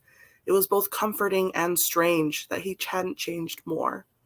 8 years was a long time, and Eve had almost expected a more drastic change in Adam. She smiled tearily at him. No, definitely still little. Eve joked, and Adam pinched her side, a smile breaking across his face. Both of them took a moment to wipe their eyes, and with some tissues Adam had grabbed. The pair shifted to sit on the bed. The pair shifted to sit at the head of the bed and cuddled into one another. As Eve tucked her legs close, she could feel Adam's eyes on her. "You've barely changed," she murmured, "like the last time I saw you." As he looked at Eve, she could tell the young man had noticed marks on her face and neck, reaching out to touch her jawline. Eve touched his hands, and he saw even more marks on her wrists to her fingers. And I'm going to stop there because I want people to read more. Yay, thank you so much for reading. Yeah. That's a cool place to stop as well.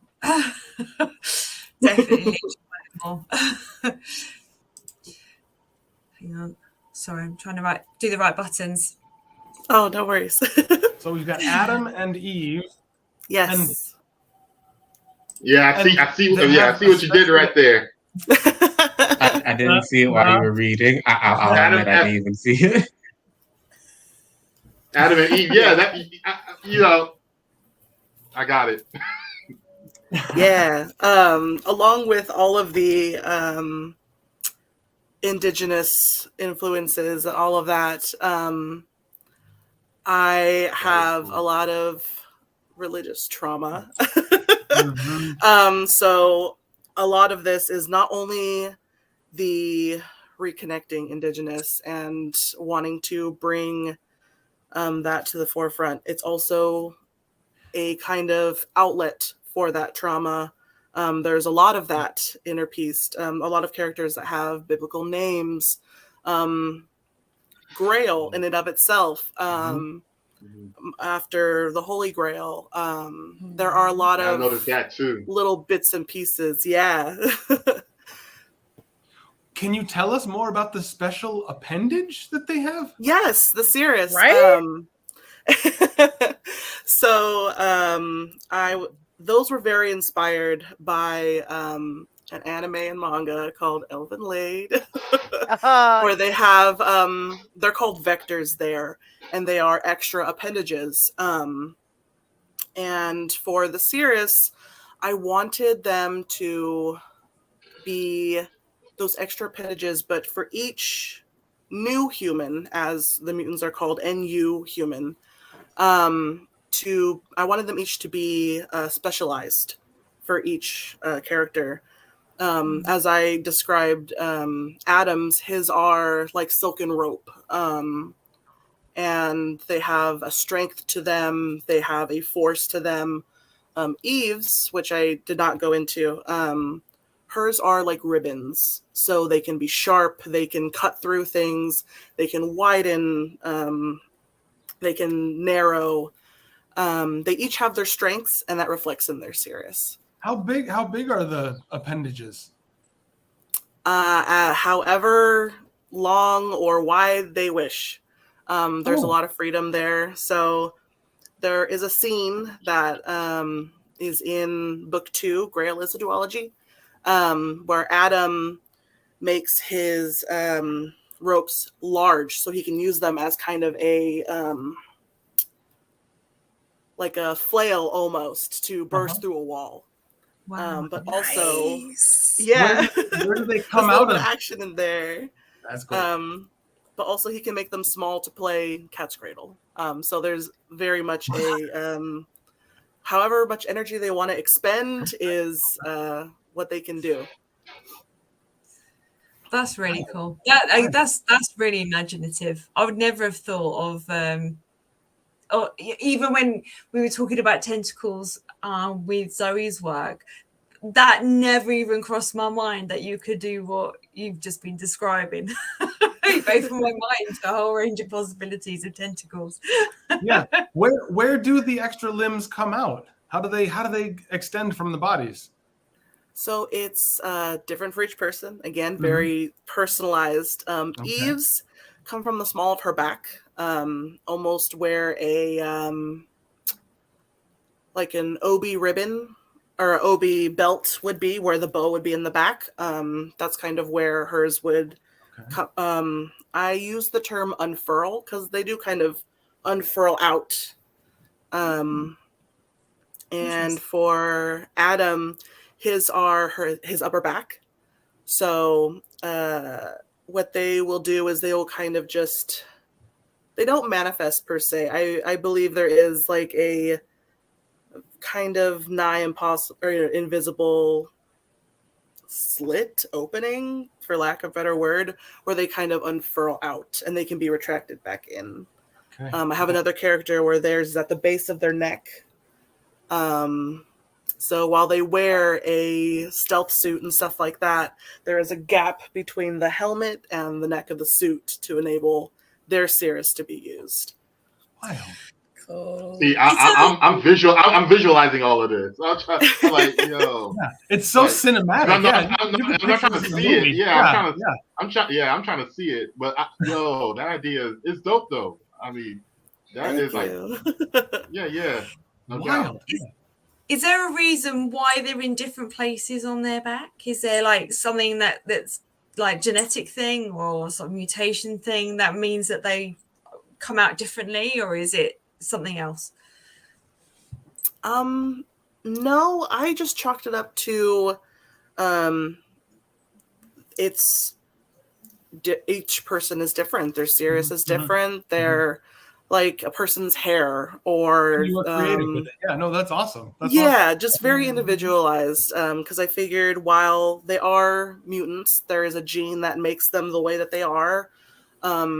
There's still going to be that variety in how these characteristics manifest per person.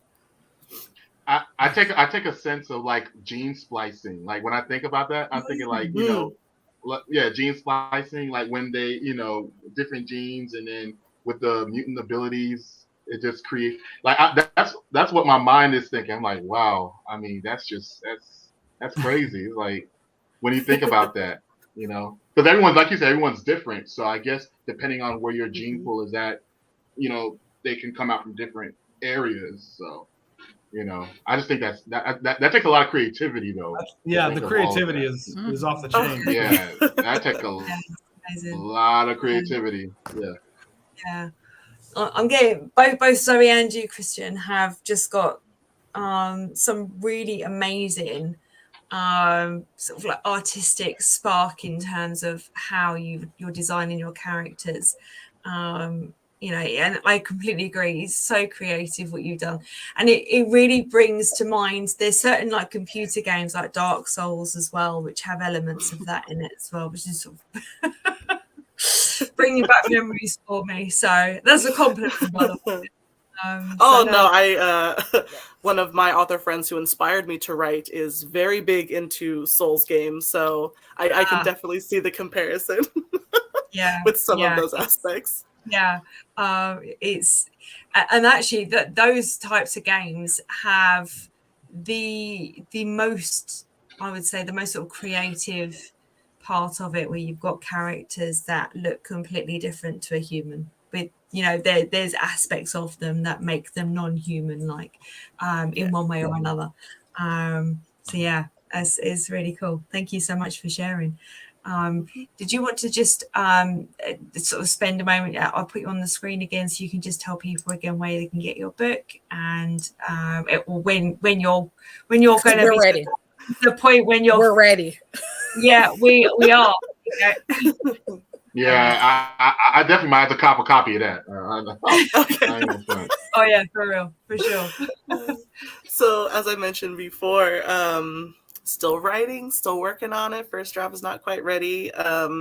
Shout out to my beta readers, which are my wife and my roommates. They have done a lot in supporting me through this process, and I couldn't have done it without them. But I am on Twitter, CMS Queer Lit, and my first chapter in its entirety is actually available on there. I have links on my Twitter to be read. I'm open to constructive criticism, comments, all of that jazz. I have my email listed there too. The Twitter is where I update all of my stuff author-wise. So please give it a look. And I'm really excited to continue writing and to really mold Grail and then release it into the world. We're very excited for that too. Yes. It's a pleasure having you on. So thank you so much. So now we turn to our last guest, but not least at all. So Cliff, I'm going to turn it over to you. Here we go. Thank you. Yeah. So, so as I said before, this is a sample chapter from my upcoming novel. Specifically, this is chapter, I think it comes out to about chapter 8. The first book is about a new student at this magical school, Marquise Blood. He is what's known as a nouveau woke, which means he did not know about magic or the Negro spirit before he was recruited to the school. This chapter takes place on his second day on campus. He's just met his roommate and his roommate's best friend, Renee, and his roommate, Jerome, calls them up and says, hey, let's sneak into the graduating students' secret party that they have at the beginning of each summer semester. And so that is where that's where the sample chapter takes place. It takes place during this party that these kids sneak into, and this is where Marquise sees magic performed, basically for the first real time. A blinding light show and cacophony of sounds backhanded Marquise the moment he pulled up to the scene. The bodies on the floor writhed, glided, bounced, and spun with a dazzling, fantastic Christmas-like display that made the young boy's head throb. Shouts from the partiers and wails from the music rang through Marquise's ears and created a dizzying display of sharp colors in his mind. 9 times from 10, Marquise would have backed away from the horror with his hands over his ears and his mouth making sounds it hadn't since he was a baby in diapers. But Marquise didn't shy away from the horror, and the strain the stimulation had on his mind was minimal. Waves of sound rose and fell all around him, and the halos surrounding everyone were more intense than any Marquise had ever seen in his whole life. But it didn't deter him. He loved every second of it. The loud, obnoxious, ignorant mood reverberated in the very core of his being and exited the child that was still trapped within his mind. Jerome had been right. Marquise had never seen anything like a Negro spiritual party before, and as he watched the lights floating off everyone's bodies, Marquise realized that he'd probably never see anything nearly as spectacular as the magic at work there. Marquise gasped as his eyes continued to follow the lines of everyone's halos. Orange, purple, green, blue, red, yellow. It was all blending and creating a dizzying display that mixed with the very air itself. The longer he looked, the more the air glowed in a spectacular, ever-shifting multi-chrome. It was a new sight for Marquise, and just like with the partiers themselves, Marquise was too transfixed by his wonder to look away and shield his already sensitive brain. Those lights, what are they? He found himself asking. Soon as the words were out of his mouth, though, he wished it would show itself shut. That was the second time that day Marquise had asked about the mysterious lights without first confirming anyone else could see them. If Jerome and Renee started asking too many questions, they might begin to suspect there was something off about him. Renee said. Funk, Jerome clarified. Renee made a big display of shrugging. Same thing. Neither sounds very good, Marquise confessed. Internally, he breathed a sigh of relief. He was slipping, and he didn't like that, but he was happy that somebody was looking down his stupid ass, making sure that no one else learned how crazy he was. It's energy mixed with sweat, Jerome clarified again. Yeah, you're seriously making me want to leave and shower, Marquise responded with a questionable sniff of the air. It wasn't too bad, but he could definitely smell the sweat, funk, whatever it was supposed to be. Nouveau works, I swear, Jerome sighed. You gotta admit, Renee began, it's a pretty gross concept even in context. It's residual psychic energy mixing with sweat and breath, then evaporating into the air. After that, it's absorbed by our bodies, refined, and shot out again, and again, and again, and again. What you call disgusting? I call a psychedelic water cycle, Jerome said with a shrug. So we're basically breathing in magic sweat. That totally makes it all better, Marquise sarcastically added. And I don't want to go too long, so that's basically it. That's just me, setting the initial scene of the party and the magic at work there. Yeah. That was amazing. And we have a regular viewer, Harmony, on YouTube, who is blown away by the creativity of today's performances by the four of you readers. Amazing. Yeah, she said the range of creativity is amazing. Yeah, that's absolutely right. Yeah, yeah, I'll show that. What you just came up with, what you just shared with us is nothing I've ever heard of before. That was awesome. So creative. Yeah, I think that's it based to everyone. Sorry, go on. Oh yeah, so I was so the funk is a concept that I kind of based off of the idea of the atmosphere of a party, but also one time I was talking to my mom and I just pointed out how weird it was that we call the genre funk music. And then she came up with this thing. I have no idea if this is true or not. It's because the people who played funk in the early days would play for so long that they started to sweat, and they were in these very tight, closed spaces, and they were playing, they were sweating, they were dancing, and it would cause a scent that permeated through the very tight room. And I'm like, that sounds horrible. Inspired you.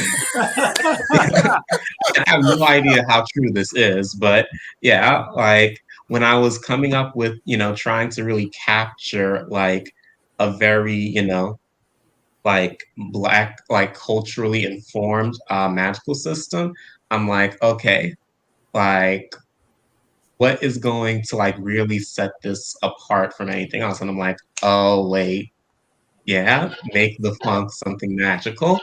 And so that's what I did there. I love the inspiration. Amazing. Yep. It's very unique. I'm really loving. I mean, yeah, I think the range of creativity that you all have is just amazing, and I think we should own that, and take stock in the fact that we are. So I'm telling you off again, Mark. It's all good.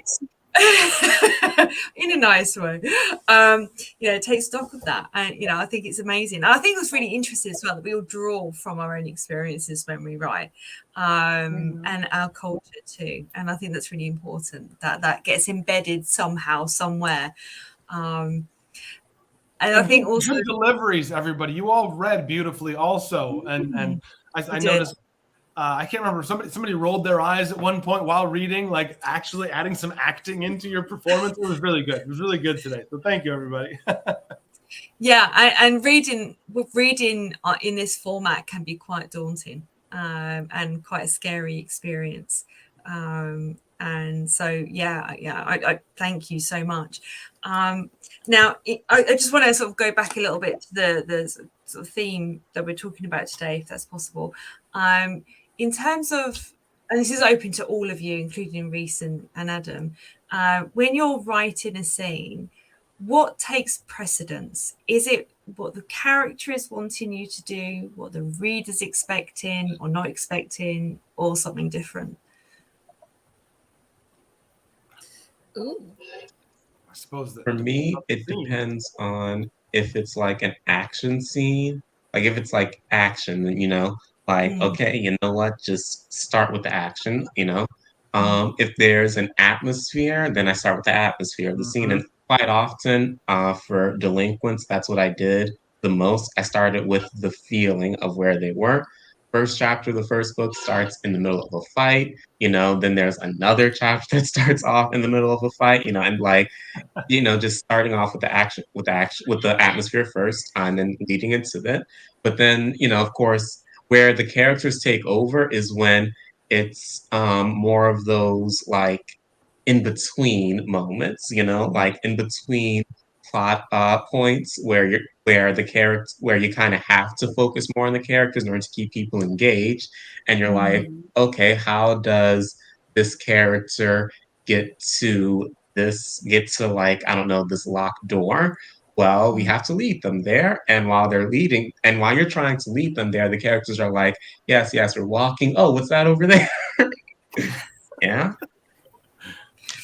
I really love that, because that actually is very different to what Zoe was describing when she does her one, where the image of the character comes into her mind first, and then it kind of creates from there. So I love the fact that it's just such a different way of creating. What about you, Mark or Christian? How do you do yours? I mean, I think mine is a little similar to, I think mine is a little similar to Khalifa Faziz's, where we're going with the atmosphere, and then the characters kind of take, I don't want to say second stage, but they are kind of the second stage in that building that scene. And while I like to start with the dialogue, it's the atmosphere that this dialogue or that the creators or characters are creating that I think really is going to get you and the reader there. Yeah. And sometimes the atmosphere helps lead where your dialogue actually ends up going also. Yeah. True. That's a good point, Adam. Yeah, very good point. What about you, Mark? I'm sorry. Can you reword the question again? I heard the responses, but I wasn't. I didn't hear the actual whole question in its entirety. That's okay. Because I was answering Harmony's. Yeah, I was answering Harmony's question on the general chat. She wanted to know my social media links, so I was posting my social media links. Cool. So that's what I was doing. I'm sorry. Yeah. That's okay. So, No, don't worry. It's fine. Yeah. I'm happy to ask again. Yeah. It's more, I suppose it's more curiosity, because everyone writes differently. So I normally press Reese and Adam quite substantially in terms of how they do it, and then nab their ideas when I'm like, oh, I could do that. Particularly with the editing, which Adam's taught me a lot. But in terms of like when you're writing a scene, do you, how do you start it? What's your starting point? Is it like what the characters are doing, what you think is going to happen, how the reader's going to read it, what emotions are going on, or it's basically how do you kind of center the scene? What's your process in going through a scene? Because my books are like consecutive, so that means like a previous scene leads to another scene. So I base on what I wrote about last, and then I sort of, it allows me to think about what the next scene is going to be. Okay, so this happened. How is this person going to respond to it? Or how is this scene going to unfold into the next scene? How is the character going to respond to it? So that's what makes again, going back to the community thing, that's what makes it easy for me to write, because I'm able to create reactions off of what happened previously, And if I'm starting let's say I'm starting a brand new book without no connections to the previous scene. So what I do is, okay, where is this character going to get his wake up moment? Where is he going to first encounter a point of conflict?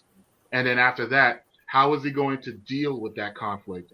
And what products around him in his environment help shape him moving forward? So I gotta put different factors around that character and then develop it from there. So that's how you do. So if you're creating something new, you want to have a starting point, and then you want to just develop it. And then when you develop it, you add on to it. So that's been my formula. Mark, do you do you architect, or are you more of a pantser? Do you plan out your chapters in advance, like when you know what you're going to have them do, or is it more like it's funny because yeah, go ahead. Sorry. No, I do. Yeah, I'm sorry. Yeah, I'm sorry. I do plan them out. I used to actually outline each chapter when I first started writing. Like I used to outline on the paper, like what I want each chapter to be about, and I just expound it. But, and I'm not bragging here, I think I've evolved to the point where I stop outlining it physically and I just start outlining it here. That's cool. Now it's gotten to the point where I could see the story and I could see how I want it to be. And sometimes I could have visions, dreams, and then I wake up at 5 a.m. I'm like, okay, yep, I gotta go ahead. When the muse strikes, you obey. When the muse strikes. Yeah. When the muse strikes. Exactly. So that's how it normally unfolds for me. I used to outline on paper, but I've gotten to the point where I could see the stories. I don't need to outline on paper anymore. All of a sudden I could see the scene and then I could just formulate it. And sometimes when I write it on paper, I be getting so upset about how it turns out. So there's been a lot of delete and backspace in the past, like, oh man, no, that's not how I want it to go. So I can imagine what your waste paper basket would look like in the middle of one of those episodes. You know what? No. Oh yeah. Like yeah. It's what I'm hearing is everyone has a unique interaction and relationship with the characters and the process that they write with, and they write in a way that works best for the way their brain is working. And I love that uniqueness about it. I'm going to ask sorry, go ahead. Right, there, go on. I was going to say our ability to use it as cathartic and therapeutic to deal with our own issues that we've gone through ourselves, to get it out of our systems and write about it, talk about it, allow other people to relate to it. Absolutely. Very unique and individual process writing. It is. I've got a friend who's an author, and they've read my ones, and there's scenes in my ones which she found really difficult to read. There's nothing graphic in it, but there's assaults and abuse, and it triggers issues that people have experienced. And one of the comments that she said was, is it relevant? Do you actually need to have those specific things happen? And my answer was, I need to break my character. I have to break her because it's the only way she can move forward. It's a very powerful tool. I find lots of authors write their books, they put them out into the public domain, and it's quite a vulnerable period, I think, for an author when they very first do it, because you're almost inviting that feedback from people and that sort of scrutiny. But what you weave into your story, no one really understands what's actually happened to you or hasn't happened to you, because it's completely changed in the way it's been written. But it's still a vulnerable process. I think to be an author, you have to have some element of courage and tenacity and strength. Can I add something to that, Ms. Jules? What I would recommend to any reader in the panel, whether you're about to release your first book or your first written work, write scene by scene, not chapter by chapter. What I mean by that is when you write scene by scene, you're not putting pressure on yourself to have to finish a chapter, because when you put it, that's what I've been doing. I've been writing scene by scene. Like, okay, this scene is done. I take some time and then I allow the next scene to unfold, and then boom, I'm back at it again. So believe me, when you give yourself time and you pause in between, the story's going to unfold a whole lot better. Believe me. That is really useful advice. Absolutely. Yeah, I agree. And I would add to that, not being rigid. I initially I had chapters that I thought this is too short, this doesn't work, and ended up going with 2 paragraphs, and it totally made sense. Yeah. Listen, I'm with you on that one, Adam, because I don't have. It's so small, I can't even. There's no specific flow. There's no specific flow within my chapters. Yeah. Some of them are 1 chapter right there. Yeah. The next chapter starts right there. Yeah. I've got some that start there 3-4 pages. Then I have one that's 8. I mean, it just depends. You're right. It depends on how long the scene is going to be. It's about how long the scene is and about how effective it is too. Mm-hmm. So if the scene is effective, if it's poignant, length doesn't matter. I mean, the thing is, it's about how the reader takes it, how he perceives it or she perceives it, and then it's going to be effective all the same. You know what I'm saying? So that's how I've been taking it, and that's why I give my advice to other authors. If you break it down scene by scene, the story is just going to unfold, and then before you know it, you may be inspired to write another scene, and then another scene, and then So that's been my approach, and I've been doing it. And I've been writing early in the mornings too. I used to be a late night bird, but I can't do it no more. Now, I gotta wake up early in the morning because and I'm not on my phone. I'm not on social media. I put everything down, and then because I create better that way. That's my process. So all of my chapters have a cliffhanger at the end of them. So what I do is I write my scene, and then when it reaches a point where it's a cliffhanger, I stop the chapter. And then the next chapter flows on. Yeah. So it kind of leads you into this one. I do that too. On my other books, I do that too. Yeah, I be leaving my chapters. And my readers be getting so mad at me. They're like, Mark, why don't you end it like this? Like, what's going on? Like, Mark, this woman who's reading my book at her job, one of my sports novels, she's mad because I broke a couple up. And then she doesn't want the couple to get back together. I didn't tell her that they were going to get back together, but because I gradually, but she keeps saying, I don't want them to get back together. You got to keep reading because we don't know what's going to happen. So I let her on a little bit. It was so funny. That's funny. But you know what? Yeah. But that's what you got to do. You got to leave them guessing. It feels so good when somebody has connected to your character and reaches out and is like, I'm mad at you for doing this, or what? You better not kill this character off. That always makes me happy. Yeah. Jasmine, listen, because Jasmine has gotten some hate mail. Let me put it that way. You've hitting the nerve, and I'm still mad about Jasmine too. I've actually messaged Reese about that. Yeah. Oh my god. Yeah. But Jasmine got some hate mail, specifically about the last scene in the book because I have, but I didn't leave anybody hanging because the beginning of book 2, you get to find out all of the details of what happened in the last chapters. So I didn't just leave you. Man, I didn't leave you out to the wolves. It kills me that I gotta wait though. It kills me that I gotta wait, and you ended it like that. This is gonna be me when I finish book 1. Exactly. I was looking at. I was like, "Yo, where's the next page?" Everybody gets to that last page, and they're like, "What?" My aunt literally called me. She was in like the last 10 chapters, and she's like, "What's gonna happen in this chapter?" And I'm like, "No, you have to read it." So she reads a chapter, then she sends me a text message. Then she reads another chapter, and then she calls me. I can't believe no. Well, I'm gonna call you back when I finish. And she hangs up. Then she calls me back an hour later. So at the end of the book, she calls me back and she goes, "I'm so upset with you right now." I'm upset. And Jasmine was growing on me too, but I don't. I like Jasmine. Everybody. I love Jasmine.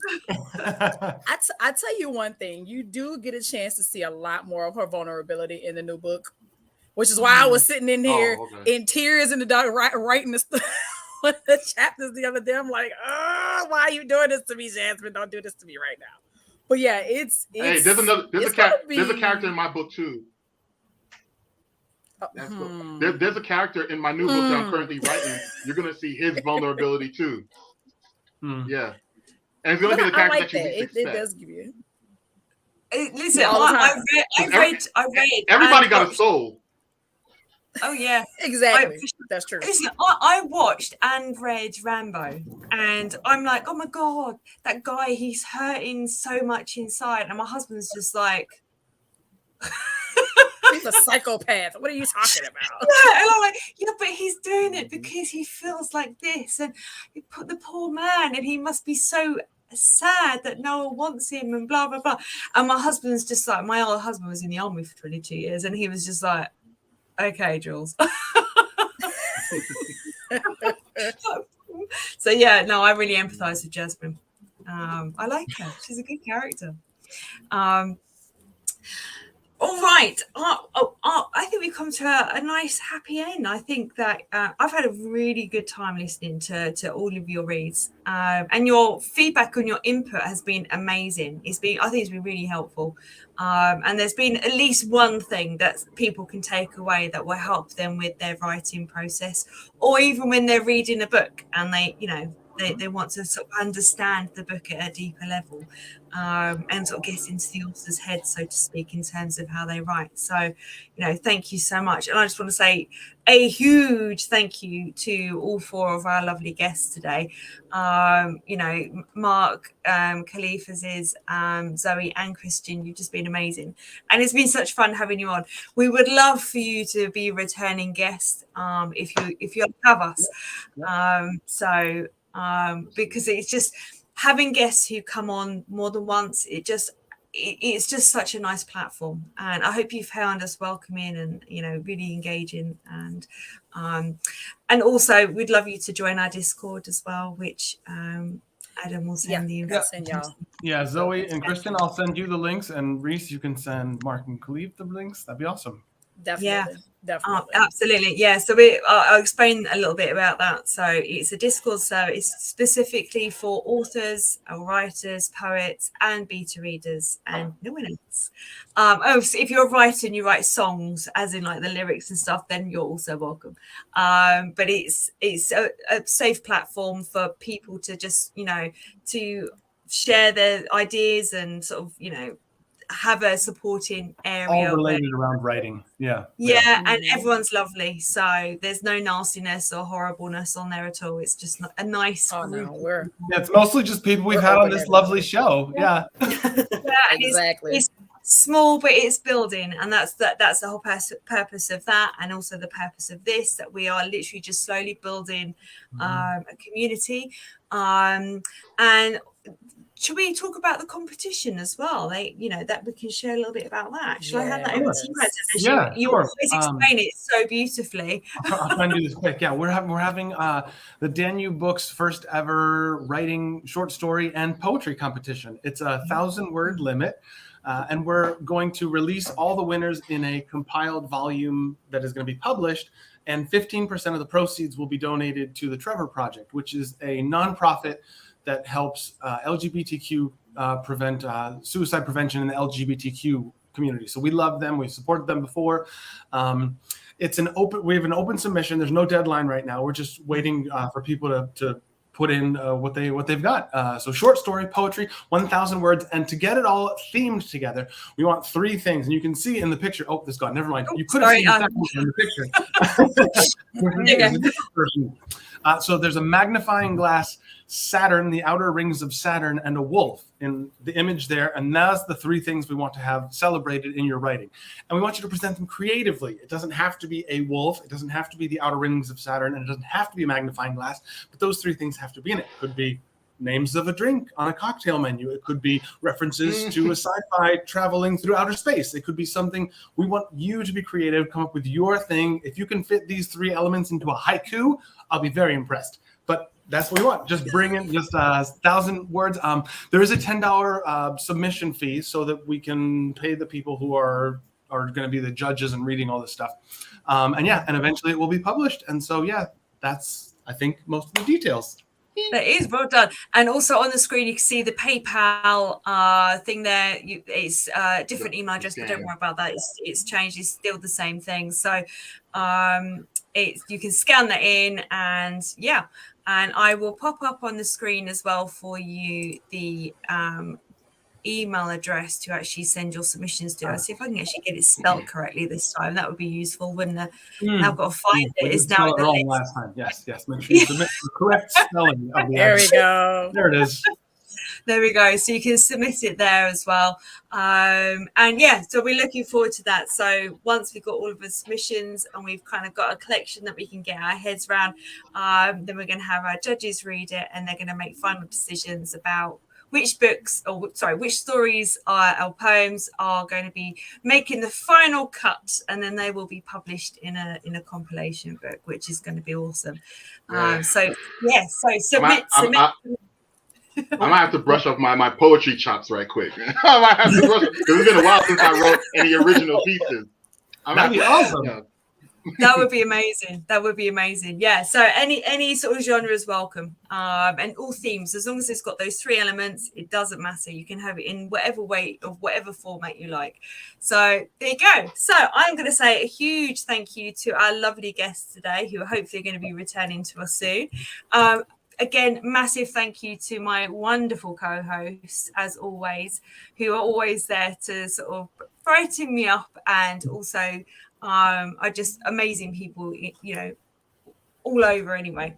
So thank you so much. And I'm going to say farewell, adieu, and have a lovely day. Bye. Bye. Bye.